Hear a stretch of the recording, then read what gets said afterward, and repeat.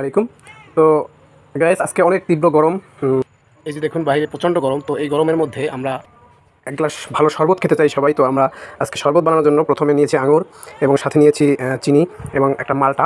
তো এই যে দেখুন চিনি দেওয়া, এরপরে আঙুর দিলাম, একটা মালটা দিলাম। তো এখন আমরা এটাকে ব্লেন্ড করব। তো এখানে আমরা প্রথমে পানি দিচ্ছি, এই যে পানি দিলাম, পানি দিচ্ছি, এই যে পানি দিলাম, এরপর একটু লবণ দিলাম, হালকা একটু লবণ দিয়ে নিলাম।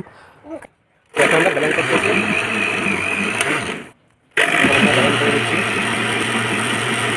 তো গ্যাস আমাদের শরবতটা এখন এই পর্যায়ে আছে। এখন আমরা আমার ভাগনায় বলতেছে একটু মামা একটু দুধ নেন। তো এখন আমরা একটু দুধ দিব এখানে। সো গ্যাস আমরা একটু দুধ দিচ্ছি, এই যে দেখুন আমরা একটু পরিমাণ মতো, এই যে ভাগনা বলতেছে একটু বেশি দিন আর একটু দিন, কিন্তু আমাদের তো শর্ট। শরবত রেডি, এখন আমরা ডিস্ট্রিবিউশনে আছি। এই যে দেখুন এক গ্লাস পিওর শরবত এই গরমে। তো আমার ভাগনা এটা খাবে। এই যে দেখুন গরমের এক গ্লাস পিওর শরবত, এই যে আমার ভাগনা খাচ্ছে এখন শরবতটা। কেমন হয়েছে?